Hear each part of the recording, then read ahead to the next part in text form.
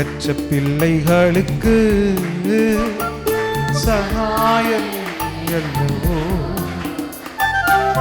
இக்காலம் துணையவர்க்கு நிற்பவரும் நீரே அல்லவோ. தனிமையான எனக்கு சகாயம் நீரே அல்லவோ, ஆதரவற்ற எனக்கு பக்கபலம் நீரே அல்லவோ, ஜீவ ஒளி நீரே அல்லவோ. என்றைக்கும் மறைந்திருப்பீரோ, தூரத்தில் விட்டு விடுவீரோ. எல்லாம் சேர்ந்து சொல்லமா? ஆமென். பேதைகளை மறப்பீரோ, பேதைகளை. இயேசுவே மனம் இறங்கும், இயேசுவே மனம் இறங்கும். திக்கற்ற பிள்ளைகளுக்கு சகாயம் நீரே அல்லவோ, எக்காலம் துணையவர்க்கு நிற்பவரும் நீரே அல்லவோ. தீமைகள் என்னை சூழும் நேரம், தீயவர் என்னை சூழும் நேரம், தூயவரே வெற்றியும், தூயவரே வெற்றியும். சேர்ந்து சொல்லுங்க பார்க்கலாம். தனிமையான எனக்கு சகாயம் நீரே அல்லவோ, ஆதரவற்ற எனக்கு ஒளி நீரே அல்லவோ. ஏழையின் ஜெபம் கேளும், ஏழையின் ஜெபம் கேளும். கைகளை உயர்த்தி இயேசுவே மனம் இறங்கும். எல்லாம் சேர்ந்து சொல்லலாமா? இயேசுவே மனம் இறங்கும். கரங்களை தட்டி திக்கற்ற பிள்ளைகளுக்கு சகாயம் நீரே அல்லவோ, தனிமையான எனக்கு பக்கபலம் நீரே அல்லவோ, திக்கற்ற பிள்ளைகளுக்கு சகாயம் நீரே அல்லவோ. சிமரஹாந்தரே மக்கரபலவா, ஜீவ ஒளி நீரே அல்லவோ, திக்கற்ற பிள்ளைகளுக்கு சகாயம். ஆமென், ஆமென், ஹல்லேலூயா. ஆமென், ஜீவ ஒளி நீரே அல்லவோ. ஆமென் ஜீசஸ். தகப்பனே என் தந்தையே, தலை நிமிர செய்பவர் நீரே. வெட்கப்படும் நிலைமையில நீங்க இருக்கலாம், எல்லாருக்கும் முன்னாடி அவமானப்பட்டு கொண்டிருக்கலாம், தலை குனிந்து போகலாம். ஆனால் இன்றைக்கு நம்மை கைவிடாமல் நம் தலையை நிமிர பண்ணுகிற கர்த்தர் நம்மோடு இருக்கிறார். அவரை நம்புகிற ஒருவரையும் அவர் தலை குனிந்து விடுவதில்லை. ஓ, வெட்கத்திற்கு பதிலாக அவர் மகிழ்ச்சியை கொண்டு வருகிற, வெட்கத்திற்கு பதிலாக ஆனந்த களிப்பை கொண்டு வருகிறவர். கைகளை தட்டி ஓ, கிரகம் நீரே, என் மகிமையும் நீரே, தலை நிமிர செய்பவர் நீரே, தலை நிமிர. எல்லாம் சொல்லுங்க பார்க்கலாம். ஒன்றுக்கும் நான் கலங்காமல் ஸ்தோத்தரிப்பேன். 1000 தேவைகள் நம்மை சூழ்ந்திருக்கலாம், 1000 போராட்டங்கள் நம்மை சூழ்ந்து நிற்கலாம். ஐயோ, நான் என்ன செய்வேன்னு தெரியலையே, என்னுடைய ஜீவனுக்கு விரோதமாகவே எழும்புகிறார்கள் நினைக்கலாம். ஆனா நான் உங்களுக்கு சொல்லட்டும், ஒன்றையும் குறித்து கலங்காமல் எல்லாவற்றையும் ஸ்தோத்திரத்தோடு கூடிய உங்கள் ஜெபத்தினாலே உங்கள் தேவனுக்கு தெரியப்படுத்துங்கள் என்றல்லவா வேதம் சொல்கிறது. ஹல்லேலூயா. ஆண்டவரிடத்தில் தெரியப்படுத்த வேண்டும். ஆண்டவரே, எனக்கு இப்படி ஒரு பிரச்சனை இருக்கிறதப்பா, இப்படி ஒரு தேவை இருக்கிறது ஆண்டவரே, இப்படிப்பட்ட ஒரு சூழ்நிலை வாழ்ந்து கொண்டிருக்கிறேன், என்னுடைய தேவைகளை சந்திக்க, என் வாழ்க்கையை மாற்ற உம்மால கூடும். சொல்லுங்க பார்க்கலாம். ஓ ஆமென், அல்லேலூயா. ஒன்றுக்கும் நான் கலங்காமல் ஸ்தோத்தரிப்பே. ஓ ஆமென். அறிவுக்கு எட்டாத பேர் அமைதி பாதுகாக்குதே. ஆமென். கைகளை தட்டி அப்பாவுக்கு நன்றி செலுத்தலாமா? ஆமென். இன்னொரு விஷயம், தந்தையே தலை நிமிர, தகப்பனே தந்தையே தலை நிமிர.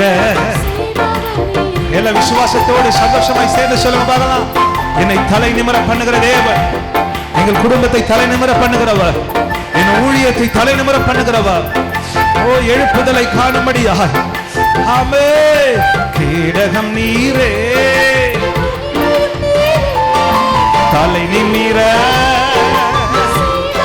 சொல்லுங்க சொல்லுங்க பார்க்கலாம். கேடகம் நீரே தலை நிமிர, தலை நிமிர,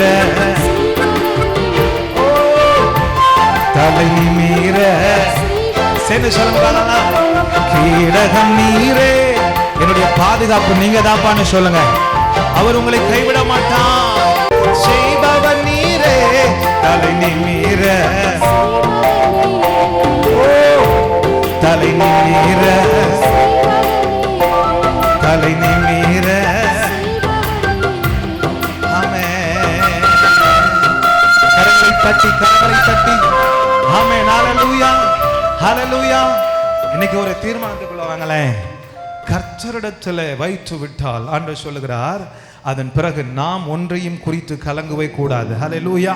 அதுக்கு பேர் தான் விசுவாசம். ஆமென். என் கேடகம் அது மனுஷரால அல்ல. ஹல்லேலூயா. கேடகம் அது இந்த உலகம் கொடுக்கிற பாதுகாப்பு அல்ல. கேடகம் என்றால் கர்த்தர் கொடுக்கிற பாதுகாப்பு. ஆனால் நம்முடைய ஆண்டவர் நமக்கு கொடுக்கிற பாதுகாப்பை போல இந்த உலகத்துல ஒரு பாதுகாப்பு இல்லவே இல்லை. கைகளை தட்டி அப்பாவுக்கு நன்றி செலுத்தி, ஒன்றுக்கும் நான் கலங்காமல் ஸ்தோத்தரிப்பேன். சொல்லுங்க பார்க்கலாம்.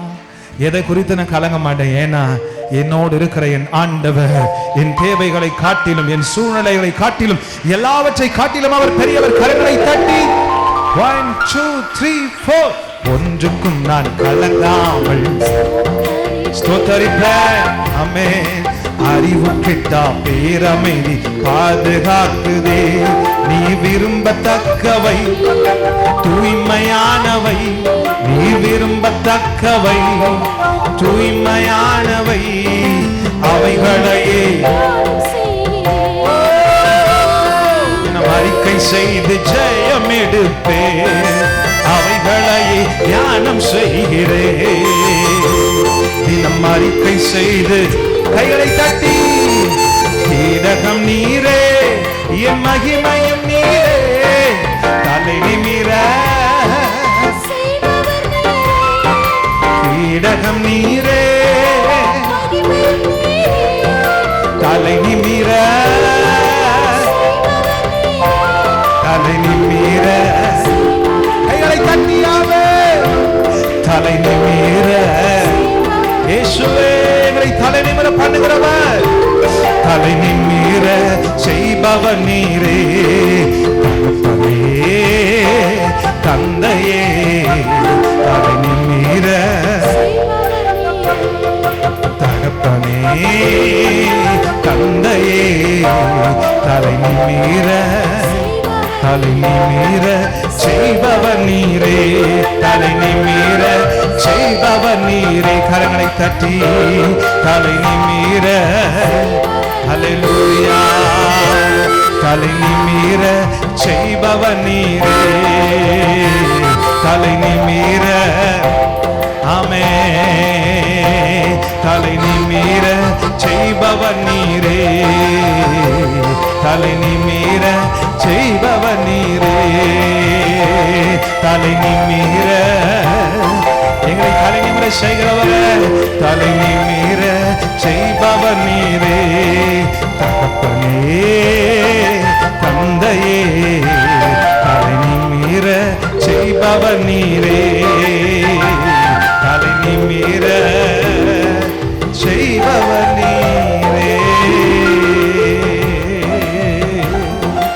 நீங்கள் தலை நிமிர செய்பவர் நீரே. இயேசுயா, ஹல்லேலூயா. தலை நிமிர செய்பவர் நீரே. ஆண்டவர் ஆபிரகாமுக்கு வாக்கு பண்ணியிருந்தார், நான் உனக்கு தேசத்தை தருவேன் என்று. ஆனால் அது அப்படியே கடந்து வந்து யோசேப்பின் மூலமாக எகிப்துக்கு வந்து, அதன் பிறகு மோசேயின் நாட்களிலே ஆண்டவர் எகிப்திலிருந்து பிறகு பண்ணின தம்முடைய பிள்ளைகளை கானானுக்கு கொண்டு வந்து சேர்க்க அவர் பிரயாசப்பட்டார். கானானுக்கு கொண்டும் வந்தார். அவர் அற்புதங்களை செய்து நடத்தி கொண்டு வந்தார். சமுத்திரத்தை இறுதியாக பிளந்து இன்று கண்ட எகிப்தியரை இனி காண்பதில்லை என்று சொல்லி தாம் சொன்னபடியே தம்முடைய ஜனங்களை அவர் நடத்தி கொண்டு வந்தார். மோசேயின் நாட்களிலே ஆண்டவர் கானானை அவர்களுக்கு கொடுக்கும்படியாக கொண்டு வந்து அதை முழுமையாக யோசுவாவின் நாட்களிலே நடத்தி முடித்தார். இன்றைக்கும் ஆண்டவருடைய நோக்கம் தம்முடைய ஜனங்கள் அவருடைய வேலை, அதாவது இயேசு கிறிஸ்து எந்த நோக்கத்திற்காக இந்த பூமிக்கு வந்தாரோ அந்த வேலையை தம்முடைய பிள்ளைகளுக்கு அவர் பகிர்ந்து கொடுத்து அவர்கள் மூலமாகவே அவர் நடத்தி பரலோகம் என்கிற கானானுக்கு ஜனங்களை கொண்டு போய் சேர்க்கவே தேவன் சித்தமுடையவராய் இருக்கிறார். ஹல்லேலூயா. கரங்களை தட்டி ஆண்டவருக்கு நன்றி செலுத்துவோம். Price the Lord. அவர் தாம் சொன்னபடியே செய்ய விரும்புகிறார். ஆனால் அதற்கு தேவன் ஒரு பக்தியுள்ள தலைமுறையை எதிர்பார்க்கிறார், ஒரு சந்ததியை எதிர்பார்க்கிறார். எப்படிப்பட்ட தலைமுறையை கொண்டு ஆண்டவர் எழுப்புதலை கொண்டு வர முடியும்? Price the Lord. எழுப்புதல் எப்படிப்பட்ட தலைமுறை மூலமாய் இந்த தேசத்தில் வரும்? உண்மையாகவே பரிசுத்த ஆவியானவரால் நடத்தப்படுகிற திருச்சபைகள் நிச்சயமாய் எழுப்புதலை பேசும். எல்லா ஜனங்களுடைய இருதயங்களையும் ஆண்டவர் தம்பக்கமாய் திருப்பி தம்முடைய அபிஷேகம், தம்முடைய பிரசன்னம் இருக்கிற இடத்தை நோக்கி ஜனங்களை திரும்ப கொண்டு வந்து சேர்க்கிறதைத்தான் எழுப்புதல் என்று சொல்கிறோம். அந்த எழுப்புதல் வரும்போது ஜனங்களுக்குள்ளே மனமாற்றம் உண்டாகும், மறுரூபம் உண்டாகும். அவர்கள் எல்லோரும் ஆண்டவருக்காக வாழவேன் என்று சொல்லி அப்படிப்பட்ட ஒரு தீர்மானத்திற்குள்ளாக வருவார்கள். ஆனால் இந்த கடைசி நாட்களிலே ஒரு தனித்தனியான தேசங்களில் அல்ல, முழு உலகத்திற்கும் கர்த்தர் ஒரு எழுப்புதலை கொண்டு வரப்போகிறார். ஒரு அல்லேலூயா சொல்லுங்க பார்க்கலாம். ஹல்லேலூயா. என் அன்பு தேவ பிள்ளைகளே, கடந்த சில ஆண்டுகளுக்கு முன்பெல்லாம் ஒரு சில பட்டணங்களிலே எழுப்புதல் வந்தது. தமிழ்நாட்டிலும் கூட ஒரு காலங்களில் எழுப்புதல் வந்தது. ஆனால் இன்றைக்கு அந்த எழுப்புதல் பல பட்டணங்களிலே குன்றி போயிருக்கிறது. ஆனால் நான் உங்களுக்கு ஒன்றை சொல்லட்டும். வேதம் சொல்லுகிறது, தம்முடைய பிரசன்னத்தினாலே பூமியானது எடுத்துக்கொள்ளப்படும். அல்லேலூயா. இந்த பூமி எடுக்கப்பட வேண்டுமானால் அதற்கு முன்பதாக ஆண்டவர் தம்முடைய பிரசன்னத்தை இந்த முழு பூமியின் மேலும் போட விரும்புகிறார். இந்த பிரசன்னத்தை எதிர்பார்த்து கொண்டிருக்கிறவர்கள் யாரெல்லாம் வாஞ்சையோடு இருக்கிறார்களோ அவர்கள் மேலெல்லாம் தம்முடைய ஆவியை கர்த்தர் ஊற்றப் போகிறார். அல்லேலூயா. இதைத்தான் நாம் வேதத்தில் வாசிக்கிறோம். தாகம் உள்ளவன் மேல் தண்ணீரையும் வறண்ட நிலங்களில் ஆறுகளையும் கர்த்தர் ஓட செய்ய போகிறார். அல்லேலூயா. இன்றைக்கு அநேகர் மந்தமான நிலைமையில் எனக்கு என்ன என்று சொல்லி கிறிஸ்தவ வாழ்க்கையில் ஏதோ ஒரு செட்டாகி அப்படியே ஓடிக்கொண்டிருக்கிறவர்கள் எல்லாம் இந்த எழுப்புதலை பார்க்க முடியாது. எழுப்புதலை வாஞ்சிக்கிறவர்கள் எப்படி இருப்பார்கள்? இன்றைக்கு அதைத்தான் நான் உங்களுக்கு சொல்ல போகிறேன். எழுப்புதலை வாஞ்சிக்கிற ஒரு தலைமுறை எப்படி இருக்கும்? எழுப்புதலை சந்திக்கிற ஒரு தலைமுறை எப்படி இருக்க வேண்டும்? அவருடைய இருதயம் எப்படி இருக்கும்? அவருடைய சிந்தனை எப்படி இருக்கும் என்பதைத்தான் இன்றைக்கு பார்க்க போகிறோம். என் அன்பு தேவ பிள்ளைகளே, ரட்சிக்க கூடாதபடிக்கு கர்த்தருடைய கரம் என்ன செய்யப்படவில்லை? குறுகி போகவில்லை. இன்னைக்கு நாம நினைச்சுக்கிட்டு இருக்கிறோம், இன்னும் அவன்லாம் பெருசா இருக்கிறான், இவெல்லாம் பெருசா இருக்கிறான், அங்கே எதிர்ப்பு இருக்கு, இங்கே எதிர்ப்பு இருக்கு, அங்க ஆண்டவரை தேட முடியல, இங்கே ஆண்டவரை தேட முடியல. நோ, கர்த்தருக்கு விரோதமா ஒருவனால் என்ன பண்ண முடியாது, நிற்கவே முடியாது. கர்த்தருடைய கண்கள் எதிர்பார்க்கிறது, கர்த்தரின் பட்சத்தில் நிற்கிறவன் யார்? ஹல்லேலூயா. கர்த்தருக்காக பக்தி வைராக்கியம் கொண்டு நிற்கிற, கர்த்தருக்காக ஏதாயிலும் ஒன்றை செய்ய வேண்டும் என்று நினைக்கிற அப்படிப்பட்டவர்களை கொண்டு கர்த்தர் எழுப்புதலை கொண்டு வருவது லேசான காரியமே. ஹல்லேலூயா. இன்றைக்கும் ஆண்டவர் அதை தேசத்தில் செய்ய போகிறார். எழுப்புதலை சந்திக்காமல் போவதில்லை. சொல்லுங்க பார்க்கலாம், எழுப்புதலை சந்திக்காமல். ஆமென். இன்றைக்கு எழுப்புதல் வேணான்னு எவெல்லாம் கொஞ்சம் அசட்டையா போறானோ, நிச்சயமா சொல்லுகிறேன், அப்படி ஒதுக்கி போட்டுவிட்டு யார் ஓடுகிறார்களோ அவர்களை கர்த்தர் கையில் எடுத்து பயன்படுத்த போகிறார். ஹல்லேலூயா. அவர்களை கொண்டு வல்லமை வெளிப்படும். ஆமென். என் அன்பு தேவ பிள்ளைகளே, அதுதான் அப்போஸ்தலர் நடபடிகளிலே வாசிக்கிறோம். ஆமென். ஸ்தேவான் என்கிற ஒருவன் சாதாரணமாய் பணிவிடைக்காரனாய் இருந்தான். அவன் கர்த்தருக்காய் வைராக்கியமாய் பேசினான். அவன் பேசின ஞானத்தை ஒருவனாலும் எதிர்த்து பேச முடியவில்லை. அந்த ஸ்தேவானுடைய மரணம் ஆசிய பட்டணத்தையே அசைக்கிற ஒரு பவுலை உருவாக்கிற்று. அல்லேலூயா.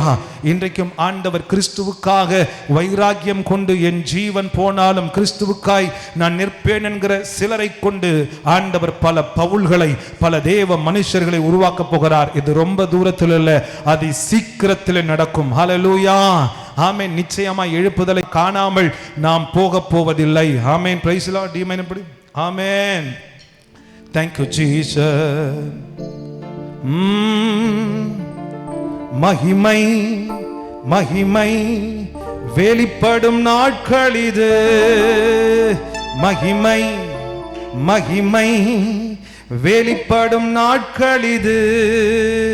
மானிடர் யாவரும் காண்பார்கள், ஏகமாய் காண்பார்கள். ஹல்லேலூயா. ஆமென். நிச்சயமா சொல்றேன், நீங்க ஏதோ சபைக்கு வர கூட்டமா இருக்கக்கூடாது, எழுப்புதலை காணாமல் போகக்கூடாதுங்கிற ஒரு வாஞ்சை வேணும். ஹல்லேலூயா. நிச்சயமா சொல்றேன், பரலோகங்கிறது அப்படியே டக்குன்னு திறந்து விட்டு எல்லாரும் போய் அப்படியே இந்த ரூமுக்குள்ள உட்காந்துங்க அப்படி சொல்லுகிற இடம் அல்ல. பரலோகத்துல ஒவ்வொருவருடைய கிரியைகளுக்கு தக்க பலன் உண்டு. ஹல்லேலூயா.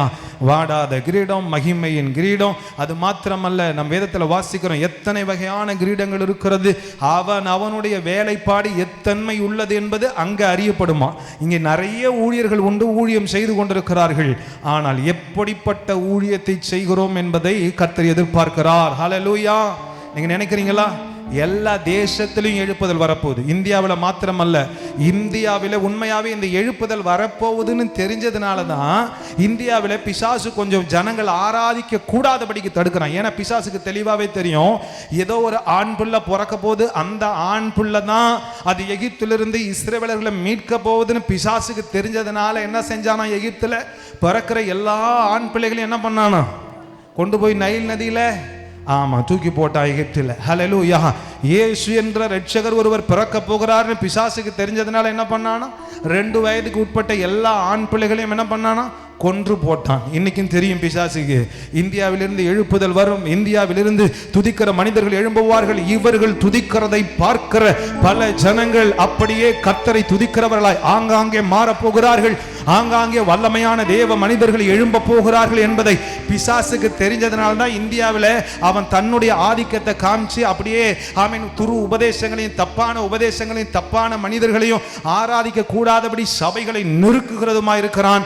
ஆனா இந்த நெருக்கத்தின் மத்தியில தான் ஒரு அக்கினி எழும்ப போகிறது. ஹல்லேலூயா. ஆமென். கைகளை தட்டி ஆமென். ஹல்லேலூயா. மானிடர் யாவரும் காண்பார்கள், ஏகமாய் காண்பார்கள். மகிமை மகிமை வெளிப்படும் நாட்கள் இது.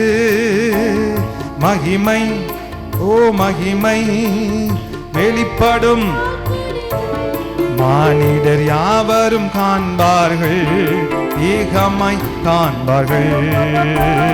மகிமை மகிமை வெளிப்படும். மீனமாக ஹல்லேலூயா. மகிமை மகிமை வெளிப்படும்.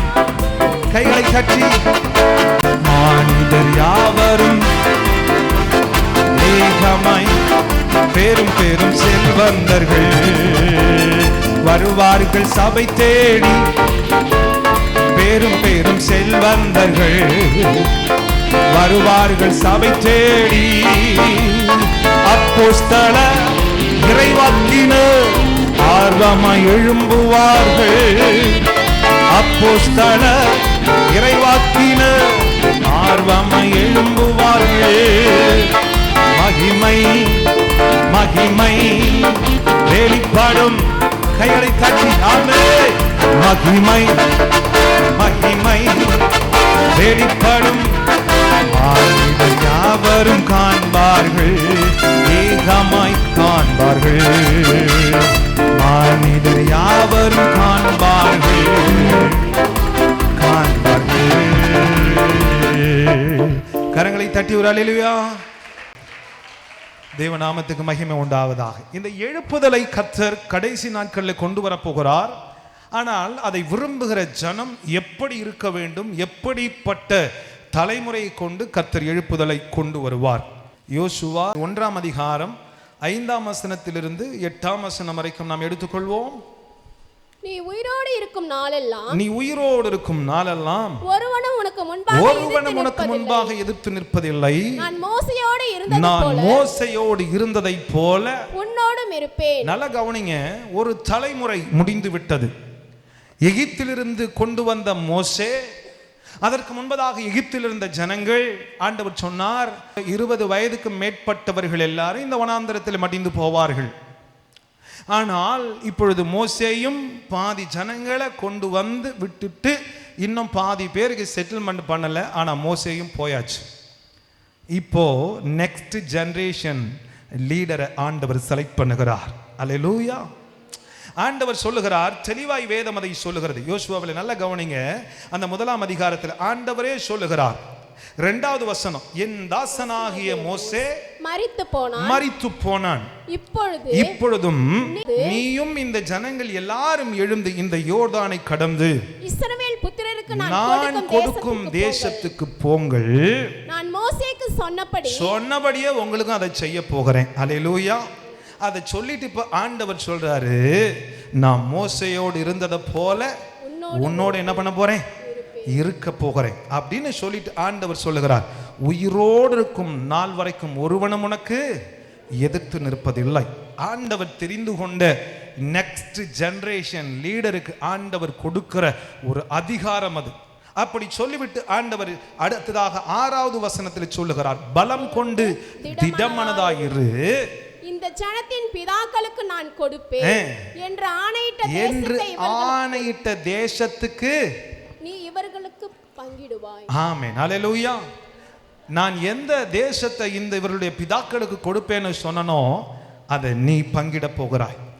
ஆண்டவர் அடுத்த தலைமுறை தலைவனை அப்படியே விட்டுவிடவில்லை. தாம் தெரிந்து கொண்ட மோசே அவனும் போய்விட்டான், இஸ்ரவேலர்களும் போய்விட்டார்களே, எல்லாரும் முடிஞ்சிச்சு. ஆண்டோட ப்ராசஸ். ஆண்டவர் இதுவரைக்கும் மோசையோட தான் பேசிக்கிட்டு இருந்தார். மோசையை பார்த்து சொல்றார், என்னோடு முகமுகமாய் பேசுகிறான், என் சாயலை காண்கிறான். இப்படியெல்லாம் சொன்ன அந்த மோசே இப்பொழுது இல்லை அப்படின்னு சொன்னதுனால ஆண்டவர் அப்படியே என்ன பண்ணல, தம்முடைய ப்ராசஸை, தம்முடைய நோக்கத்தை விட்டுடல. ஆண்டவர் அடுத்ததாய் பார்க்கிறார்.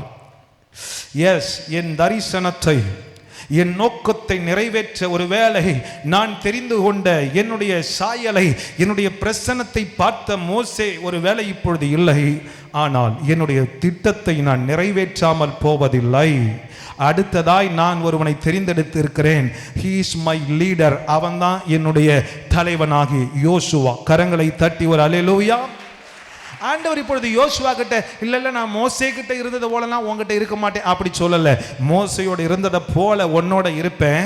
இப்போ நீ தைரியமாயிரு, ஒருவனும் என்ன பண்ணுவதில்லை உனக்கு முன்பதாக எதிர்த்து. ஆண்டவர் தெரிந்து கொண்ட ஒரு தலைவனுக்கு ஆண்டவர் கொடுக்கிற ஒரு அதிகாரம் அது. ஹல்லேலூயா. ஈஸியா நினைச்சிடக்கூடாது. ஆமேன். ஆண்டவர் ஒரு லீடரை, தம் ஜனத்தை நல்லா புரிஞ்சுக்கோ, சபை என்பது மனிதனாலே நடத்தப்படுகிறது அல்ல. அப்படி நடத்தவும் முடியாது.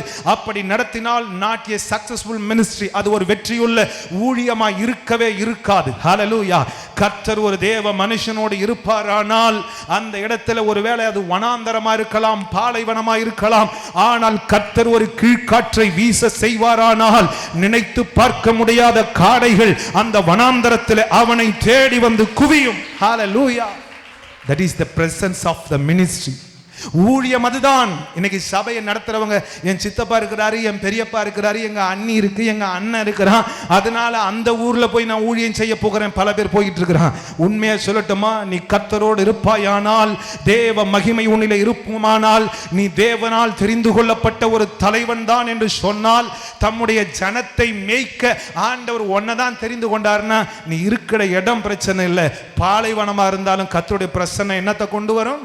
காடைகளை, ஆத்துமாக்களை கொண்டு வரும். ஹல்லேலூயா. இன்றைக்கு நான் அதைத்தான் சொல்ல விரும்புகிறேன். ஒரு ஊழியத்தை தேவன் நடத்துகிற போது, தேவ பிரசன்னம் அந்த ஊழியத்தில் இருக்கிற போது எவனாலும் அதை தடுக்க முடியாது. ஏனென்றால் அது கர்த்தர் அவனுக்கு கொடுத்திருக்கிற அதிகாரம். ஒருவேளை அந்த யோசுவா சாதாரணமாக தெரியலாம், ஆனால் ஆண்டவர் சொல்லுகிறார், தைரியமாயிரு. எப்படிப்பட்ட தைரியம் தெரியுமா? பலம் கொண்டு தைரியமாயிரு. ஏனென்றால் நீ உயிரோடு இருக்கும் நாளளவும் ஒருவனும் உனக்கு எதிர்த்து நிற்பதில்லைன்னா என்ன ஆயிடுவான்?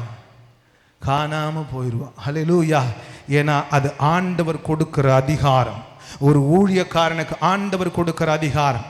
இப்போ ஆண்டவர் சொல்றார், புறப்பட்டு போன்னு சொல்லு, தேசத்தை பங்கிடுன்னு சொல்லு அப்படின்னு ஆண்டவர் அனுப்பின உடனே, இப்பொழுது இதுக்கு முன்னாடியெல்லாம் மோசே கிட்ட ஒரு ஜெனரேஷன் இருந்தது. எப்படிப்பட்ட ஜெனரேஷன் தெரியுமா? நீ மட்டும்தான் தேவ மனுஷனா, நீ மட்டும்தான் கர்த்தரால் அழைக்கப்பட்டியா, நீ மட்டும்தான் ஆசாரியனா, நீ மட்டும்தான் ஆண்டவருடைய தரிசனத்தை பார்க்கறியா, இப்படியெல்லாம் குற்றப்படுத்தின கூட்டம் தான் யாரு கூட இருந்தது? மோசே கூட. கோராகு தாத்தான் என்கிற கூட்டம் என்ன சொன்னது? ஆமா, நீங்க மட்டும்தான் சபையில மிஞ்சி போறீங்க, நீங்க தான் பெரிய அதிசயமா காட்டுறீங்க, எல்லாரும் யாரு தான்? கர்த்தருடைய பிள்ளைகள் தான். இப்படி எல்லாம் மோசே கூட வாக்குவாதம் பண்ணாங்க. அதனாலதான் மோசே சொன்னான், நானா ஆண்டவரே இவங்களெல்லாம் பெத்தேன், ஏன் இந்த பிரச்சனை? இந்த ஜனங்களை நான் சுமக்கணுமா? இதுதான் மோசையோட ஊழியம். பெரிய பெரிய அற்புதங்களை செய்தாலும் மோசே ஜனங்களிடத்துல மிகவும் கலங்கினான். அவங்க பண்ற சேட்டையெல்லாம் அவனால தாங்கவே முடியல. இதுதான் மோசேயின் மினிஸ்ட்ரி. ஆனால் கானானை சுதந்திரிக்க போகிற கடைசி தலைமுறையான யோசுவாவின் தலைமுறை எப்படிப்பட்ட தலைமுறை தெரியுமா? ஹல்லேலூயா. அன்னைக்கு மோசே கூட பிரச்சனை பண்ணாங்க, ஆரோன் கூட பிரச்சனை பண்ணாங்க. ஆண்டவர் அதுக்கு தான் சொன்னார், இந்த கோல் எல்லாம் கோத்திரத்துக்கு ஒரு கோலை வெட்டி கொண்டு வந்து எங்க வைங்க? ஆசரிப்பு கூடாரத்தில் வைங்க. எவனுடைய கோல் துளிர்க்கிறதோ அவனோட தான் என்ன பண்றேன், நான் தெரிந்து கொண்டேன்னு சொன்னார் ஆண்டவர். அன்னைக்கும் பார்த்தீங்கன்னா அவன் பேரை எழுதி வச்சு அதுல ஆண்டவர் யாருடைய கோலை துளிர்க்க பண்ணாராம்? ஆரோனுடைய கோல் துளிர் விட்டு பூ பூத்து என்ன பண்ணினதுன்னா வாதுமை பழங்களையும் அது காய்த்திருந்தது. ஹல்லேலூயா. இதெல்லாம் மோசேயினுடைய மினிஸ்ட்ரி. மோசேயினுடைய மினிஸ்ட்ரி வல்லமையா இருந்தாலும் அது பிரச்சனையோட இருந்தது, ஜீவனை கசப்பாக்கினது. ஆனால் கடைசியா அங்கேருந்து வந்தாச்சு. எங்கேருந்து? எகிப்திலேருந்து கிளம்பி அங்கே போய் யோர்தானை கடந்து, எரிகோவை கடந்து, அப்படியே யோர்தானை கடந்து அப்படியே ஒவ்வொன்றா பார்த்துக்கிட்டே வராங்க. இப்போ கடைசியாக இன்னும் கொஞ்சம் தூரம் தான் இருக்கு. இப்போ ஒரு புது தலைவனை கர்த்தர் எழுப்புகிறார். அவன் தான் யோசுவா. இப்போ யோசுவா கிட்ட இருக்கிற ஜனங்கள் எப்படிப்பட்ட ஜனங்கள் தெரியுமா? வாசிக்கலாம் அதே அதிகாரம், யோசுவா 1ஆம் அதிகாரத்தில் அவங்க சொல்றாங்க பாருங்களேன். Thank you holy spirit. 16வது வசனம். ஹல்லேலூயா. 14வது வசனம். உங்கள் பெண் சாதிகளும் பிள்ளைகளும் மிருக ஜீவன்களும் மோசே உங்களுக்கு யோர்தானுக்கு இப்புறத்திலே கொடுத்த தேசத்திலே இருக்கட்டும். நல்ல கவனிங்க. 2 யோர்தானுக்கு அந்தாண்ட ஒரு இடத்தை ஆண்டவர் பங்கிடுகிறார், யோர்தானுக்கு இந்த சைடுல கொஞ்சம் பங்கிடுகிறார். யோர்தானுக்கு இங்க இருக்கிறதெல்லாம் யாரு பங்கிட்டு கொடுத்ததுன்னா மோசே. இப்போ யோர்தானை கடந்து இன்னும் பாதி பேருக்கு என்ன கிடைக்கல? ஆண்டவர் வாக்கு பண்ணின அந்த இடம் இன்னும் கிடைக்கல. இப்போ ஆண்டவர் யோசுவா கிட்ட சொல்லிட்டாரு. யோசுவா இப்போ ஒரு கட்டளை கொடுக்கிறான். என்ன கட்டளை தெரியுமா? வாசிங்க அந்த வசனத்தை. உங்கள் பெண் சாதிகளும் பிள்ளைகளும் மிருக ஜீவன்களும் மோசே உங்களுக்கு யோர்தானுக்கு இப்புறத்திலே கொடுத்த இடத்துல என்ன பண்ணட்டும்? இருக்கட்டும்.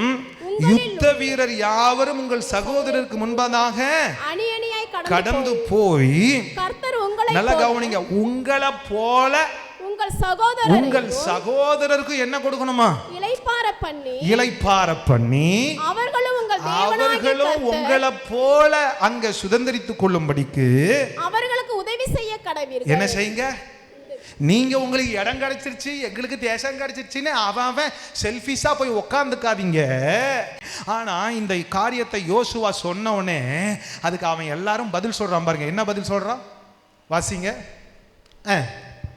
அவர்களுக்கு உதவி செய்ய கடவீர்கள், பின்பு நீங்கள் கர்த்தருடைய தாசனாகிய பின்பு நீங்கள் மோசே கொடுத்த இடத்துல போய் என்ன பண்ணலாம், சுதந்தரிக்கலாம் இருக்கலாம் அப்படின்னு சொன்ன உடனே 16வது வசனம், அப்பொழுது அவர்கள் யோசுவாவுக்கு பிரதியுத்தரமாக, இத சொன்ன உடனே யோசுவாவுக்கு பதிலா என்ன சொல்றாங்களாம், நீர் எங்களுக்கு கட்டளையிடுகிறதை நீர் எங்களுக்கு கட்டளையிடுகிறவைகளை எல்லாம் செய்வோம்.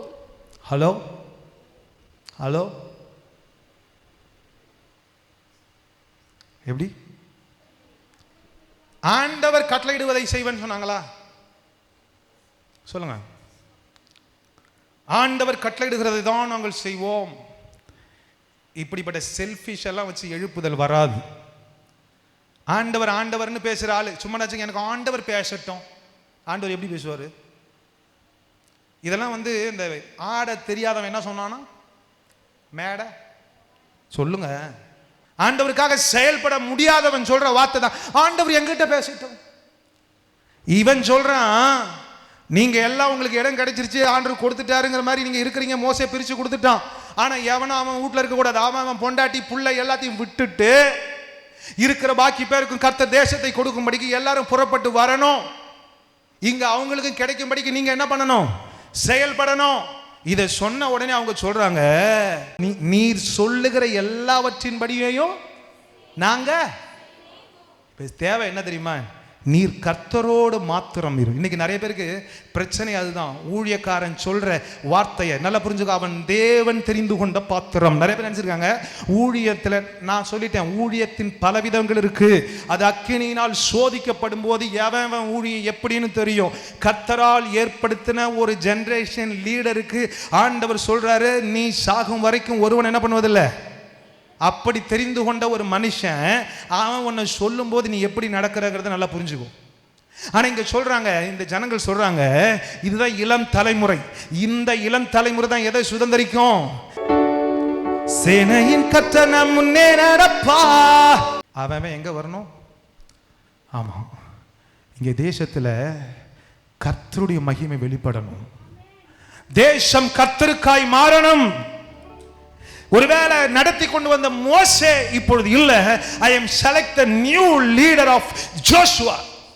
இந்த யோசுவாவை கொண்டு நான் பெரிய காரியத்தை செய்ய போகிறேன். இப்ப யோசுவாவுக்கு கொடுத்த ப்ரொடெக்ஷன் என்ன தெரியுமா? மோசேவுக்கு எதிர்த்து நின்னவெல்லாம் உயிரோடு இருந்தான். ஆனா யோசுவாவுக்கு ஆண்டு சொன்னார், உன்னை எதிர்க்கிற எவனும் என்ன பண்றது இல்ல. ஆனா மோசேக்கு எதிர்த்தவன்லாம் நின்னா. அது மாதிரிதான் நீங்க நிறைய பேர், அந்த பாஸ்டர்கிட்ட தான் பேசினா, இந்த பாஸ்டர் அப்படித்தானே. அவனுக்கு ஆண்டு வச்சிருக்கிற அபிஷேகம் வேற, அது தெரியாம விளையாடாத. அவன் மோசே, அவங்கிட்ட தாத்தானும் பேசினா, ஆமா எல்லா பயிலும் பேசினா, குடும்பமும் பேசிச்சு. ஆனா தேவனால் தெரிந்து கொள்ளப்பட்ட யோசுவாவை குறித்து ஆண்டவர் சொல்லுகிறார், ஒருவனும் எதிர்த்து நிற்பதில்லை. ஏன்னா இனி காலம் இல்லை, என் சந்ததி எதை சுதந்திரிக்கணும். ஓ, சேனையின் கர்த்தர் நம் முன்னே நடப்பா. இயேசுவை இந்த தேசம் அறிய வேண்டும். இயேசுவின் நாமத்தை உலகம் அறிய வேண்டும். நீங்க பதுங்கிக்கிட்டு நிற்க கூடாது. ஒரே ஒரு சிங்கிள் பவுல் ஆசியா தேசத்தையே அசைத்தான். இன்னைக்கு ஆண்டவர் எதிர்பார்க்கிறார், இந்த கடைசி கால யோசுவாவின் தலைமுறையே, ஆமென், ஓ நீ எழும்பு. இது ஜனங்கள் சொல்றாங்க. ஏன்னா யோசுவா ஒரு இளம் தலைமுறை, அவங்க கிட்ட இருக்கிற அடுத்த ஜெனரேஷன் ஒரு இளம் தலைமுறை ஜெனரேஷன். அவங்க சொல்றாங்க பாருங்க, என்ன சொல்றாங்களே, நீ சொல்கிற எல்லாவற்றின்படியும் செய்வோம், நீர் எங்களை அனுப்பும் இடமெல்லாம் போவோம். நீர் என்ன போ சொன்னா, இந்த தலைமுறை தான், இப்படிப்பட்ட ஒரு தலைமுறை தான் என்ன பண்ணும், கானான தேசத்துல இயேசுவை யாருன்னு காட்டும். ஆமென். கர்த்தர் அப்படிப்பட்ட ஒரு கடைசி தலைமுறையை விரும்புகிறார். ஆமென். நீர் சொல்லுகிற எல்லாவற்றையும் செய்வோம். நீர் அனுப்புகிற எவ்விடத்துக்கும், நீர் என்ன எங்க அனுப்புறீரோ அங்க நான் என் செலக்டெல்லாம் பண்ண மாட்டேன். அதை விட இன்னும் சூப்பரா சொல்றாங்க பாருங்களேன், கீழே வாசிங்களேன். நீர் எங்களுக்கு கட்டளையிடும் சகல காரியத்திலும் உம்முடைய சொல்லை கேளாமல். நல்ல கவனிங்க, அவங்க சொல்றாங்க, நீர் எங்களுக்கு சொல்றதை நாங்க செய்வோம், நீர் எங்களை எங்க போக சொல்றீங்களோ அங்க நாங்க போவோம். அதையும் தாண்டி எவனாவது நீர் சொல்லுகிற வார்த்தையை கேட்காம முரட்டாட்டம் பண்ணுனான்னா எவனும் கொலை செய்யப்பட இப்படிப்பட்ட ஒரு தலைவனும் இப்படிப்பட்ட ஒரு திருச்சபையும் இப்படிப்பட்ட ஒரு விசுவாச கூட்டத்தையும் கொண்ட சீஷர் கூட்டத்தையும் கொண்ட ஒரு சபை எழும்புனா என்ன ஆகும்? தேசம் மாறாம போயிருமா? ஆமே, ஹல்லேலூயா. கைகளை தட்டி யோசுவாவின் சந்ததியே நீ எழும்பிடு இயேசுவுக்காய். எல்லாம் சேர்ந்து பாருங்க, பக்கத்துல பார்த்து. நீங்க மோசே கால சந்ததியா இருக்க போறீங்களா, யோசுவாவின் சந்ததியா இருக்க போறியா? மோசே கூட்டம் கறி இல்லைன்னு சண்டை போடும், மோசே கூட்டம் தண்ணி இல்லைன்னு சண்டை போடும்.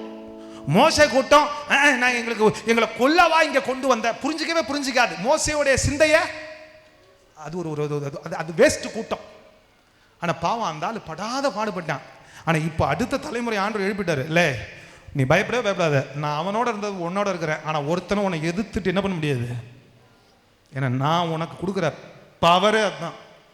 அது மாத்திரம் இல்லை, உங்ககிட்ட ஒரு கூட்டத்தை கொடுத்துருக்கேன். அந்த கூட்டம் எப்படிப்பட்ட கூட்டம் தெரியுமா? அது செல்ஃபானது இல்லை. இவன் சொல்றான் பொண்டாட்டி புள்ள எல்லாத்தையும் விட்டுட்டு வந்துரு. அதுக்கு அவங்க சொல்றாங்க, நீ சொல்லுகிற எதையும் நாங்க, எங்களை அனுப்புகிற எவ்விடத்திற்கும் நாங்க. இப்படி தாயா வேணும் ஆண்டவருக்கு ஒரு கூட்டம். இந்த கூட்டம் தான் எரிகோவை தகர்த்தது. ஹல்லேலூயா. இந்த கூட்டம் தான் துதியினாலே எரிகோவை இடித்தது. இந்த கூட்டம் தான் கானானை சுதந்தரித்தது. இந்த கூட்டம் தான் யோர்தானை இரண்டாய் பிளந்தது. கைகளை தட்டி ஒரு அல்லேலூயா சொல்லுங்களேன். சபை இப்படி மாறணும். ஊழியக்காரன் ஒன்று சொல்லுவானா, அதுக்கு விசுவாசி ஒன்று சொல்லுமா. ஊழியக்காரன் ஒன்று இதை நம்ம செய்வோமாம்பானா, அதுக்கு இது ஒன்று ஐடியா கொடுக்குமா. அல்லேலூயா. இங்கே போறியா, எனக்கு கொஞ்சம் வேலை இருக்குங்க ஐயா, குத்தாலத்துக்கு போகிறேன், மாயாரத்துக்கு போகிறேன், லோனு கேட்க போகிறேன். உங்களெல்லாம் நினைச்சா நீங்களாம் மோசே கிட்ட இருக்க வேண்டிய கூட்டம். ஆனா நிச்சயமா சொல்றேன், ரொம்ப நாளைக்கு மோசே கூட்டத்தை வச்சுக்கிட்டு ஆண்டு இருக்க மாட்டாரு.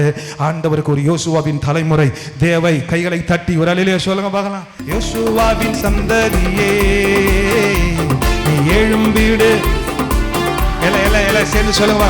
யோசுவாவின் நீ எழும்பிடு.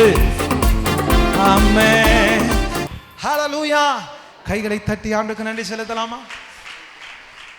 இவனும் அங்கதான் இருக்கிறான். இவனும் எங்க தான் இருக்கிறான்? நீங்க வச்சிருக்கிற அந்த கிறிஸ்டியானிட்டி லைஃப்ல தான் இருக்கான். எவனோ இந்த தலைமுறையும். நீ எப்படிப்பட்ட தலைமுறையா நீ வாழ போற? முரட்டாட்டம் பண்ணிட்டு தண்ணி இல்லை, சோறு இல்லை, கறி இல்லை, கூடாரம் இல்லை, அதை சொல்லிட்டு நிற்க போறியா? எங்க மிருக ஜீவன்களுக்கெல்லாம் தண்ணி இல்லையா? அவன் கவலையை பாருங்க, எதை குறித்து கவலைப்பட்டு இருக்கான். ஆனா இந்த தலைமுறை சொல்லுது, நோ நோ நோ, மோசையோட இருந்ததெல்லாம் அது போதும், நாங்க சுதந்தரிக்க போகிற தலைமுறை, நாங்க கானானாகிய பரலோகத்தை சுதந்தரிக்க போகிற தலைமுறை. இன்னைக்கு நான் என்ன சுதந்திரிக்க போறேன்னு சொல்றியா? நீ ஆண்டவருக்காக உனக்கு கொடுக்கப்பட்டிருக்கிற இளம் தலைமுறையான யோசுவாவுக்கு கீழே, உன்னை நடத்துகிற தலைவனுக்கு கீழே நீ நிற்க ஆரம்பித்து விட்டால் எழுப்புதல் உண்டாகி எல்லாம் கர்த்தரின் வசமாய் மாறி எங்க போய் சேர்க்கப்படுவாங்களாம்? ஆமென். பரலோகம் ஜனங்களால நிரப்பப்படும். கைகளை தட்டி ஒரு அல்லேலூயா. ஆண்டவர் இப்படிப்பட்ட கூட்டத்தை எதிர்பார்க்கிறார். எழுப்புதல் யாரை வச்சுதான் வருமா? இப்படிப்பட்டவங்களை வச்சுதான் வரும். நீர் சொல்லுகிற ஒருத்தவன் ஒரு சபையில் இருந்துட்டு அவர் பேசுறதே ரெக்கார்டு பண்ணி யூடியூப்ல போட்டிருக்கான், ஃபேக் ஐடியில். இந்த ஐடியில் அப்படின்னா என்ன அர்த்தம்? திருட்டுத்தனமா அந்த பாஸ்டர் பிரசங்கம் பண்ணதை பாதி முன்னையும் விட்டுட்டு பின்னையும் விட்டுட்டு இடையில கட் பண்ணி என்ன பண்ணியிருக்கானா? இவனை வச்சு எழுப்புதல் வருமா? அவனை யார் இயக்கிக்கிட்டு இருக்கா? ஆமா, இன்னைக்கு சபையில் ஊழியக்காரனுடைய அந்த வார்த்தைக்கு கீழ்படியாம எதிர்த்து பேசிக்கிட்டு முரட்டாட்டம் பண்ணிக்கிட்டு அவன் சொல்றதை கேட்காம, அவன் சொன்னான்னா அதை பார்த்துக்கலாம் போங்கிறது. அல்லேலூயா. அதை அலட்சியப்படுத்துறது. இவனெல்லாம் ஆண்டவர் என்ன பண்ண மாட்டாரு. இப்படிப்பட்ட கூட்டத்தெல்லாம் ஆண்டவர் திரும்பி கூட பார்க்க மாட்டாரு. ஆண்டவர் அதனால தான் அப்படியே அந்த மோசேயின் தலைமுறையை விட்டுட்டு இப்போ அடுத்த தலைமுறை தேர்ந்தெடுக்கிறார். அவன் சொல்றான், நீர் சொல்லுகிற எதையும் செய்வேன், அனுப்புகிற எந்த இடத்துக்கும். ஏன்னா நாங்கள் பார்த்தது போதும். நாங்கள் இதனால காலம் தாழ்த்தி தாழ்த்தி எழுப்புதலை இழந்தது போதும். சில பேருக்கு விஷயம் புரிய மாட்டுது. உடனே ஊழியக்காரங்க சத்தியத்தை கொண்டு ஒரு காரியத்தை சொன்னா, நான்லாம் யாருக்கும் அடிமை கிடையாது. ஏன்னா அடிமையாக வாழ்ந்துட்டதுனால நமக்கு அடிமைக்கும் கீழ்ப்படிதலுக்கும் என்ன தெரியல. நான் தான் சொன்னல, அந்தரங்கம் அந்தகாரம், அந்தரத்தில், மூணுமே ஒரே வார்த்தை தான். ஐ மீன் த ப்ரொனன்சியேஷன், அந்த மாடல் ஆஃப் த வேர்டு, ஆனால் அர்த்தம் வேற வேற. அதே மாதிரி பார்க்கறதுக்கு ஒரே வார்த்தை மாதிரி தான் இருக்கும். அடிமைத்தனம் என்பது வேறு, கீழ்ப்படிதல் என்பது. இது தெரியாம நான்லாம் யாருக்கும் அடிமை கிடையாது. ஒரு வசனத்தை வாசிக்கலாமா? Thank you holy spirit. ஆமென். எபிரேயர் 13ஆம் அதிகாரம் 17வது வசனம். எபிரேயர் 13ஆம் அதிகாரம் 17வது வசனம். உங்கள் ஆத்துமாக்களுக்காய் உத்தரவாதம் பண்ணுகிறதா விழித்திருக்கிறபடியினால் அவர்கள் துக்கத்தோட அல்ல சந்தோஷத்தோட அதை செய்யும்படி என்ன பண்ணுங்களாம்? அவர்களுக்கு கீழ்ப்படிந்து அடங்குங்கள். அவர்களுக்கு கீழ்ப்படிந்து அடங்குங்கள். அதுல கீழ்ப்படிகிறது மாத்திரம் இல்ல, அதோட சேர்த்து உன்னுடைய பெருமை எங்கே அடங்க கடவுது? சமுத்திரத்தை பார்த்து சொன்னார், இறையாத, உன்னுடைய பெருமைலாம் எங்கே அடங்கிட்டோம்? இம்மட்டும் வா மிஞ்சி. அது மாதிரி என்ன பண்ணிடணும்? ஆமாம், அப்படிப்பட்ட தலைமுறை தான் ஆண்டவர் எதிர்பார்க்கிற ஒரு தலைமுறையாக இருக்கும். கரங்களை தட்டி அப்பாவுக்கு நன்றி செலுத்தலாமா? ஹல்லேலூயா. கர்த்தர் மாறாதவராக இருக்கிறார். ஆமேன். இன்றைக்கும் ஆண்டவருடைய எதிர்பார்ப்பு அதுதான். என் அன்பு தேவ பிள்ளையே, இந்த கடைசி நாட்களிலே கர்த்தர் தம்முடைய எழுப்புதலை போட போகிறார். ஒரு கூட்டத்தை கர்த்தர் எழுப்ப போகிறார். ஒரு தலைமுறை எழும்பும். அது தூரத்தில் இல்லை. ஒரு நாள் இந்த யோசுவாவையும் அந்த ஜனம் அப்படித்தான் பார்த்தது. ஆனால் ஆண்டவர் பார்த்தார், யோசுவா, நான் உன்னோட இருக்கிறேன். என்னுடைய தேர்ந்தெடுப்பின் தலைவன் நீ. இன்னமும் என் ஜனத்தை நான் அலைய விட விரும்பல. என் ஜனங்களை நான் நிலையாய் அமர பண்ண போகிறேன். இந்த கடைசி நாட்களில் எழுப்புதலுக்காக கர்த்தருடைய கண்கள் தேடிக்கொண்டே இருக்கிறது. அப்பாவுடைய கண்கள் எதிர்பார்க்கிறது. அன்று உன்னையும் தள்ளிவிட விரும்பல. நல்லா புரிஞ்சுக்கோ. பிசாசின் திட்டம் புரியாம தவிக்காத. ஆண்டவர் ஒரு பெரிய திட்டம் வைத்திருக்கும் போது பிசாசு சொல்லுவான், இந்த கனியை பூசி. இன்னைக்கு அநேகர் அவன் திசை திருப்புகிறான். கர்த்தருடைய எதிர்பார்ப்பு என்ன தெரியுமா? கர்த்தருக்காக எழும்ப வேண்டும். அந்த சந்ததி சொல்லுது, நீர் சொல்லுகிற எதையும் நீர் அனுப்புகிற எவ்விடத்திற்கும் போ. கடைசியா நான் ஒன்றை சொல்லட்டும். பிசாசு எழுப்புதல் வராமல் இருக்க வேண்டுமானால் அவன் என்ன செய்ய நினைக்கிறான்? எழுப்புதல் எப்படிப்பட்ட சந்ததியை கொண்டு வரும்? நீர் சொல்லும் எவ்விடத்துக்கும் நான் போவோம், நீங்க சொல்லுற எதையும் செய்வோம். கர்த்தர் சொல்றார், பலங்கொண்டு திடமனதாயிரு. அவ்வளவுதான். நீ காரியத்தை நடப்பி. கர்த்தர் மாத்திரம் உம்மோடு இருப்பாராக. நாங்கள் நீ சொன்ன எதையும். அதனால்தான் கானானை சுதந்திரிச்சாங்க. ஆனா பிசாசு என்ன தெரியுமா பண்ணுவான்? வாசிங்க 1 ராஜாக்கள் 18ஆம் அதிகாரம் 30வது வசனத்தை வாசிக்கலாம். 1 ராஜாக்கள் 18:30. அப்பொழுது எலியா சகல ஜனங்களையும் நோக்கி என் கிட்டே வாருங்கள் என்றான். சகல ஜனங்களும் அவன் கிட்டே வந்தபோது தகர்க்கப்பட்ட கர்த்தருடைய பலிபீடத்தை அவன் சொப்பனிட்டு என்ன செஞ்சானா? தகர்க்கப்பட்ட பலிபீடத்தை அவன் சொப்பனிட்டு. ஆமென். நல்ல கவனிங்க. கைகளை தட்டி ஒரு அல்லேலூயா சொல்லுங்க பார்க்கலாம். Praise the Lord. ஹல்லேலூயா. ஆமென். தெளிவாய் வேதம் சொல்லுகிறது, அவன் கிட்டே வந்தபோது தகர்க்கப்பட்ட கர்த்தருடைய பலிபீடம். அது ரொம்ப முக்கியம். பலிபீடம் தகர்க்கப்பட்டு கிடக்கிறது. யாருடைய பலிபீடம்? என் கர்த்தரின் பலிபீடம். ஆனால் பாகாலுக்கு பலிபீடம் எங்க வந்துருச்சா? ஐயா, அது கர்த்தரை உயர்த்தும் ஸ்தலம் அல்லவா? துதியை மறந்து விட்டு உன் வேலையை நீ பார்த்து கொண்டிருக்கிற வரைக்கும் பிசாசு தேசத்துல தலை தூக்கி கொண்டுதான் இருப்பான். என்னைக்கு நீ ஆண்டவருடைய பிரசன்னத்துக்குள்ளாக, ஆண்டவரே உடைக்கப்பட்ட என் பலிபீடத்தை திரும்ப செப்பனிடுகிறேன், என் ஜெப வாழ்க்கை முடிந்து போன என் ஜெப வாழ்க்கையை, நின்று போன என் ஜெப வாழ்க்கையை, உடைந்து போன என் ஜெப வாழ்க்கையை திரும்ப எழுப்பும் ஆண்டவரே என்று சொல்லி திரும்ப செப்பனிடுகிறாயோ, அப்பொழுதுதான் கர்த்தருடைய அக்கினி பலிபீடத்தில் இறங்கி வரும். ஒரு அல்லேலூயா சொல்லுங்க பார்க்கலாம். இப்ப 12 கற்களை எடுத்து திரும்ப என்ன பண்றான்? புது பலிபீடம். இப்ப நல்ல கவனி. உன் பழைய ஜெப வாழ்க்கை செப்பனிடப்படுவது மாத்திரமல்ல, இப்போ இன்னமும் கொஞ்சம் என்ன பண்ணணும்? ஒரு புது பலிபிடமும். இந்த பலிபிடம் என்னன்னு புரியலையா? நீயும் ஆண்டவரும் சந்திக்கிற அந்த ஜெப நேரம், யுவர் பிரேயர் டைம், ஆண்டவரோடு ஜெபிக்கிற நேரம். இன்னைக்கு பல பலிபிடங்கள் உடைந்து போய் விட்டது. அப்படின்னா ஜெபிக்கிறதே இல்லை, ஆண்டவரை துதிக்கிறதே இல்லை, ஆண்டவரோட பேசுறதே இல்லை. அதனால தான் பிசாசு உன் குடும்பத்திலையும் தேசத்திலையும் பூந்து என்ன பண்ணிட்டு இருக்கான்? விளையாண்டுக்கிட்டு இருக்கான். ஹல்லேலூயா.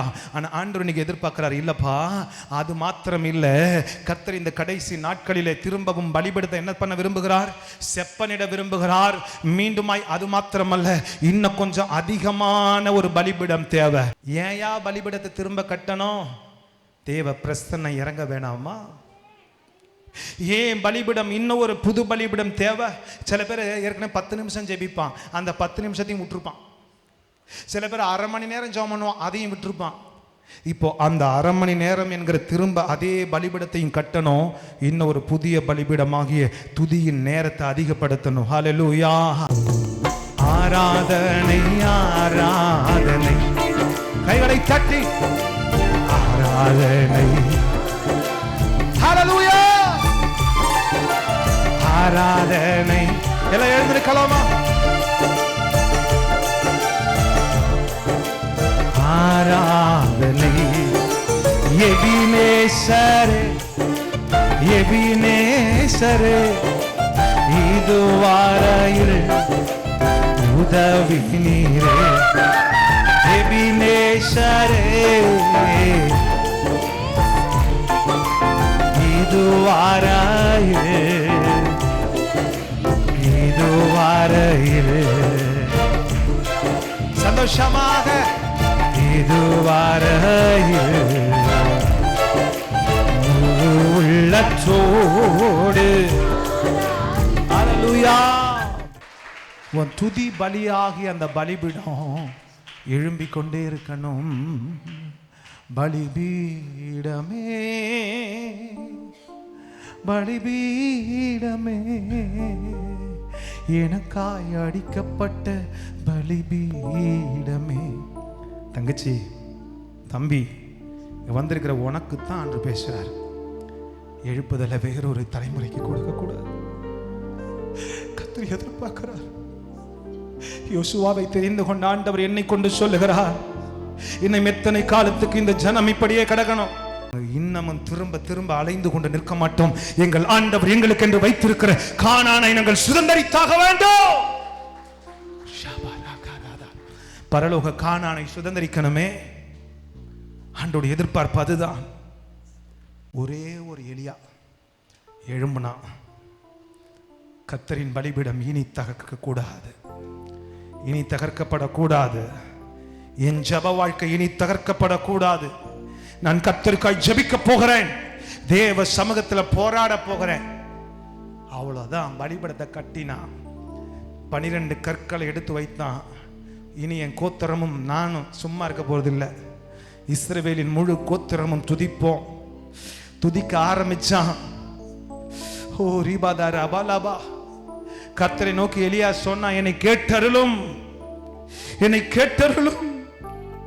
கர்த்தரே தேவன் என்று இவர்கள் அறிந்து கொள்ளும்படிக்கு கேட்டருளும் என்று சொன்ன மாத்திரத்தில் அக்கினி வானத்திலிருந்து இறங்கினது. அந்த அக்கினியை இறங்க பண்ணின கர்த்தர் இன்றைக்கும் போதுமானவர். நீ பலிபீடத்தை துவக்க ஆரம்பித்து விட்டால், உன் துதியை துவக்க ஆரம்பித்து விட்டால், கர்த்தர் தம்முடைய அக்கினியாகிய பிரசன்னத்தை அவர் இறக்காமல் இருக்க போவதில்லை. ஓ ஆமென், அல்லேலூயா. என்னிலே ஒன்றும் இல்லை, ஆனாலும் நேசித்தீரே. என்னிலே நன்மை இல்லை, ஆனாலும் உயர்த்தினீரே. நீர் உயர்ந்தவர், நீர் நல்லவர், இந்த உலகையாலும் ஆராதனை ஆராதனை ஆராதனை ஆராதனை, எங்கள் ஆராதனை ஆராதனை ஆராதனை, எங்கள் ஆராதனை எங்கள் ஆராதனை உமக்கே. ஹல்லேலூயா. ஓ அம்மே, ஆமா ஆண்டவரே, இன்னைக்கு ஆண்டவர் உங்களை பார்த்து கேட்கிறாரு, நீ இன்னமும் உடைக்கப்பட்டே கிடப்பாயா? கர்த்தரின் பலிபீடம், கர்த்தரை துதிக்க வேண்டிய பலிபீடம் ஆகிய உன் ஜெப வாழ்க்கை உடைந்து கிடக்கிறதே, திரும்ப எடுத்து கட்ட மாட்டியா மகளே? நீதான் அதை செப்பனிடணும், நீதான் அதை சரி பண்ணணும், ஆண்டவர் அல்ல. ஆண்டவர் அக்கினியை போட இன்றைக்கு ஆயத்தமாகி விட்டார். ஆனா நீ அலட்சியமாய் இருப்பாயானால் எழுப்புதல் வராது. ஆனா நீ ஆண்டவருக்காய் எழும்பி விட்டால் தேவ அக்கினி இறங்கிவிடும். கர்த்தருடைய அக்கினி இறங்கிவிட்டால் பாகால் இருந்த இடம் தெரியாமல் ஓடி போவான்.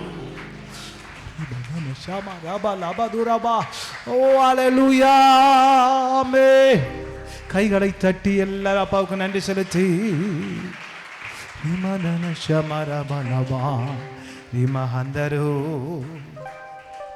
எழுப்புதல் அக்கினி இறங்கிவிட்டால் என்ன ஆகும்? தேசத்துல பெருமழை உண்டாகும். தேசத்துல எப்போ கர்த்தருடைய பலிபீடம் உடைக்கப்பட்டுச்சு அப்போ என்ன ஆயிடும்னா மழை பெய்யாது. எல்லாம் உட்காருங்க பார்க்கலாம், நல்லா கவனிங்க. அந்த 2 ராஜாக்கள்லே, தேங்க்யூ ஹோலி ஸ்பிரிட், 1 ராஜாக்கள் 18 1வது வசனத்தை வாசிங்களேன். அநேக நாள் சென்று 3ஆம் வருஷமாகையே கர்த்தருடைய வார்த்தை எலியாவுக்கு உண்டாகி நீ போய் ஆகாபுக்கு உன்னை காண்பி, நான் தேசத்தின் மேல் மழையை கட்டளையிடுவேன் என்றார். இது வரைக்கும் தேசத்துல என்ன இல்லாம இருந்ததுன்னா மழை இல்ல.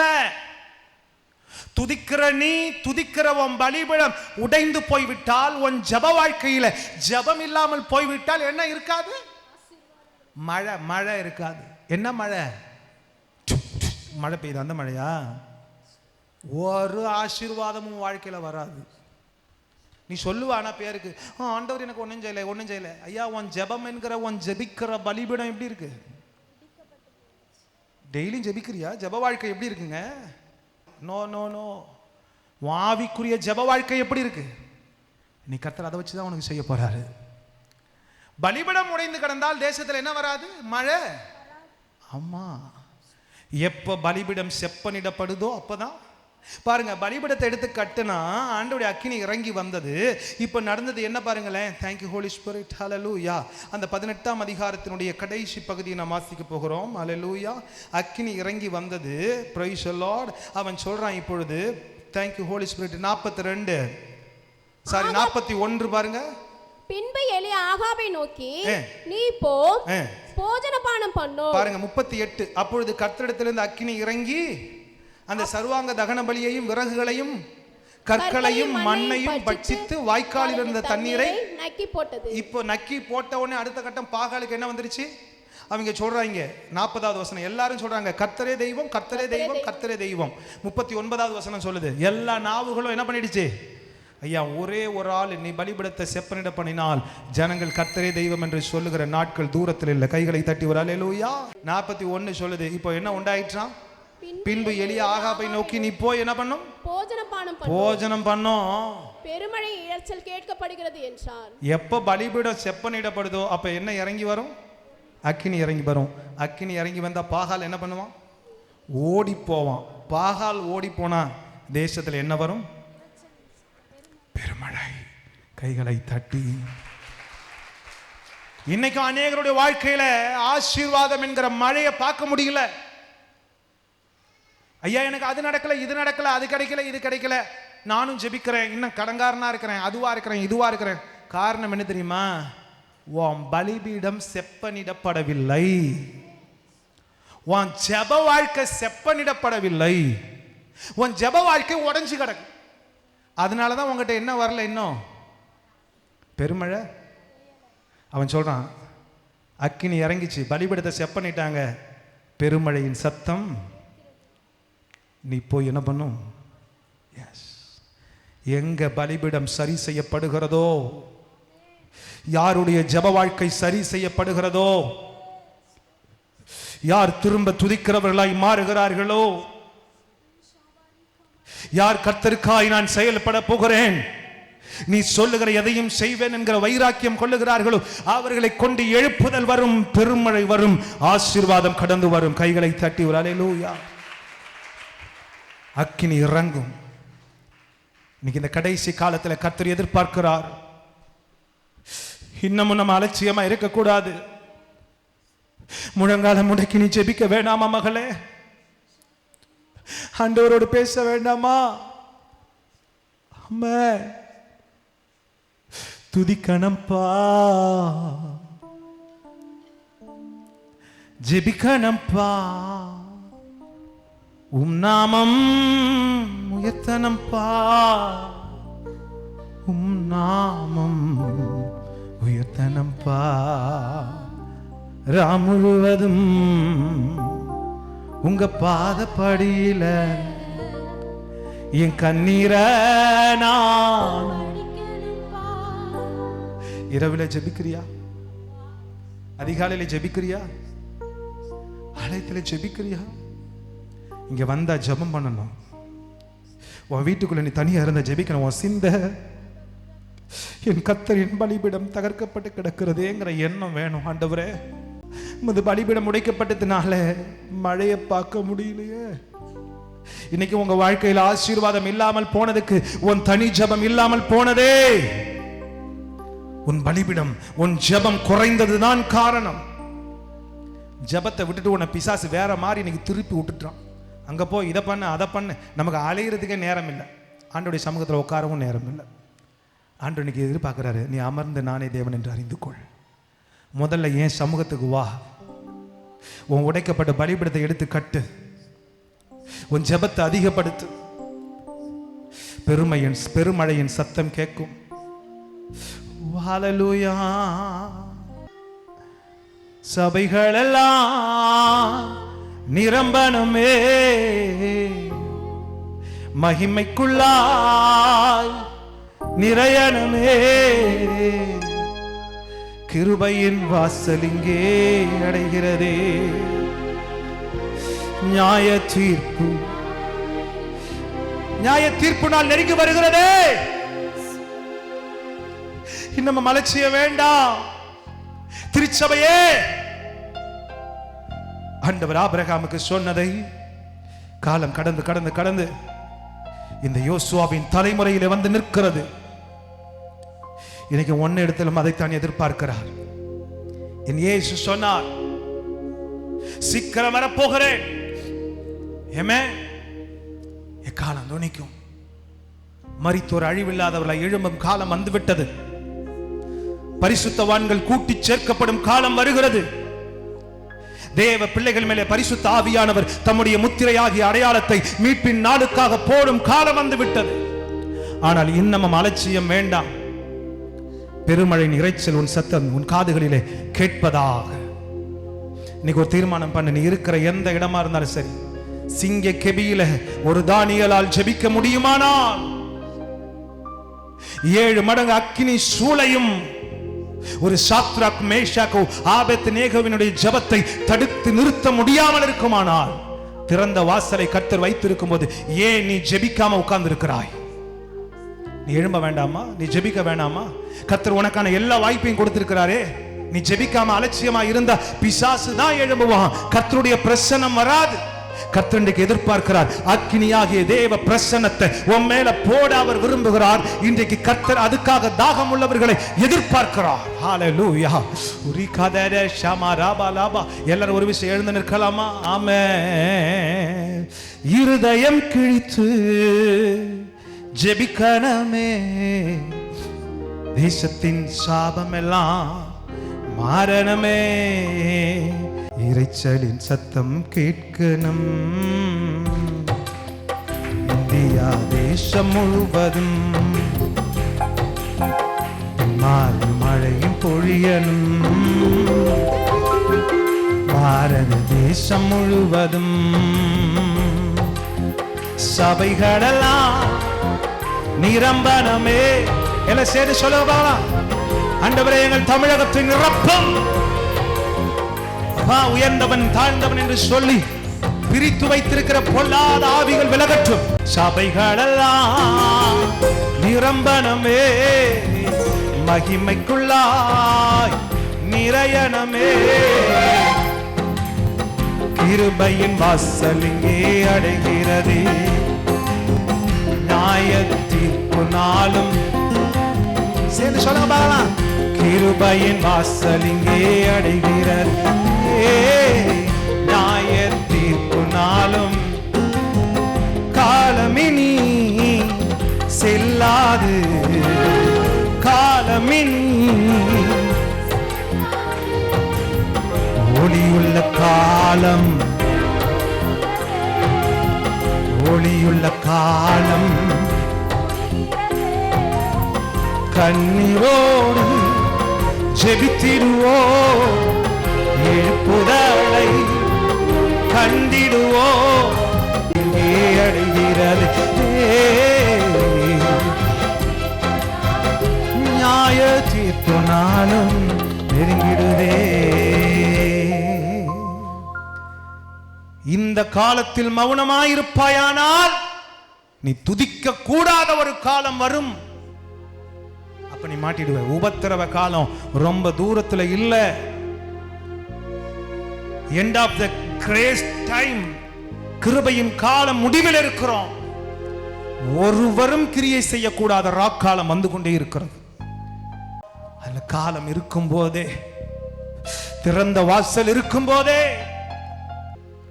அக்கினியை இறங்க பண்ணுகிற, என் முகத்தை பார்க்கிற, கேட்டருளும் ஆண்டவரே, கேட்டருளும் ஆண்டவரே என்கிற ஒரு மனுஷன் எழும்ப மாட்டானா? ஒரு திருச்சபை எழும்பாதா? ஒரு யோசுவா எழும்ப மாட்டானா? ஒரு யோசுவாவின் தலைமுறை எழும்பாதா? கர்த்தர் எதிர்பார்க்கிறார். கிரியை செய்யக்கூடாத ராக்காலம் வந்து கொண்டிருக்கிறதே. பரிசுத்தரின் சித்தம் ஒன்றே சபைகளில் பூரணமாய், சபைகளிலே கர்த்தருடைய சித்தம் மட்டும் நடக்கட்டும். ஓ ஆமென். பரிசுத்தரின் சித்தம் ஒன்று சபைகளில் பூரணமாய் நடக்கணுமே. தேவராஜ்யத்தை எழுப்பணுமே. கண்ணீரோடு ஜெபித்திடுவோ, கிருபையின் வாசலிங்கே நியாய தீர்ப்பு நாளும், கிருபையின் வாசலிங்கே அடைகிறதே. நியாய தீர்ப்பு நாளும் ஆமென். பரிசுத்தரின் சித்தம் ஒன்றே, சொல்லுங்க பார்க்கலாம். பரிசுத்தரின் சித்தம் ஒன்றே சபைகளில் பூரணமாய், சொல்லுங்க பார்க்கலாம். பரிசுத்தரின் சித்தம் ஒன்றே சபைகளில் பூரணமாய் நடக்கணுமே. பரிசுத்தவான்கள் ஒரு மனமாய் தேவராஜ்யத்தை எழுப்பணுமே. பரிசுத்தவான்கள் ஒரு மனமாய் தேவராஜ்யத்தை எழுப்பணுமே. மீனுமாய் கண்ணீரோடு நாமும் ஜெபித்திடுவோம். மீனுமாக கண்ணீரோடு நாமும் ஜெபித்திடுவோம். திறப்பில் நின்று நாமும் கதறிடுவோம். கண்ணீரோடு நாம் ஜெபித்திடுவோம். திறப்பில் நின்று நாம் கண்ணீரோடு நாமும் ஜெபித்திடுவோம். திறப்பில் நின்று நாமும் ஏசப்பா உமக்காக கண்ணீரோடு நானும். ஆண்டவர், என் தலைமுறை என் கையில கொடுத்திருக்கிற இந்த சிறு கூட்டத்தை கொண்டு இந்திய தேசத்துல, இந்த உலகத்துல ஒரு எழுப்புதலை பார்க்காமல் நான் வரக்கூடாது ஆண்டவரே. ஒரு பெரிய எழுப்புதலை போடுங்க ஆண்டவரே. அப்பா, எங்களை கொண்டு நீ செய்வீராக. கானானை சுதந்தரிக்கிற, பரலோகத்தை நிரப்புகிற ஒரு கூட்டமாய் எங்களை மாற்றும். இப்பொழுதே கர்த்தர் தம்முடைய துதியின் அபிஷேகத்தை ஜப ஆவியை போடுகிறார். ஆமே. இந்த நேரத்தில் தேவ பிரசன்னம் அப்படியே இறங்கி வருகிறது. ஆமே. அப்படியே நாம் துதித்து கொண்டே இருப்போம். கீபோர்டு பேடு எதுவும் வாசிக்க வேணாம். ஜனங்கள் மாத்திரம் கர்த்தர் அப்படியே துதிங்களேன். துதிக்க துதிக்க துதிக்க துதிக்க தேவ பிரசன்னத்தின் மகிமை அப்படியே நிரப்பிக்கொண்டே இருக்கும். அளவில்லாமல் அளவில்லாமல் அளவில்லாமல் அளவில்லாமல் கர்த்தர் நிரப்புகிறார். புதிய புதிய பாஷையோடு கூட வல்லமை வெளிப்படுகிறது. வல்லமை வெளிப்படுகிறது. கர்த்தருடைய அந்த பெருமழையின் இரைச்சல் உங்கள் காதுகளிலே கேட்கட்டும். எலியாவின் காதுகளிலே கேட்ட அந்த வல்லமை, எலியாவின் காதுகளிலே கேட்ட அந்த சத்தம் இப்பொழுது கர்த்தர் பேசட்டும். உங்களோட இறங்கட்டும். எல்லாரும் ஆவி நிறைந்து எந்த ஒரு இன்ஸ்ட்ருமெண்ட் வாசிக்க போறதில்லை. நீங்க மாத்திரம் கண்களை மூடி துதியுங்க. உங்க மேல ஆண்டோடைய வல்லமைப்படுத்தி இறங்குகிறது.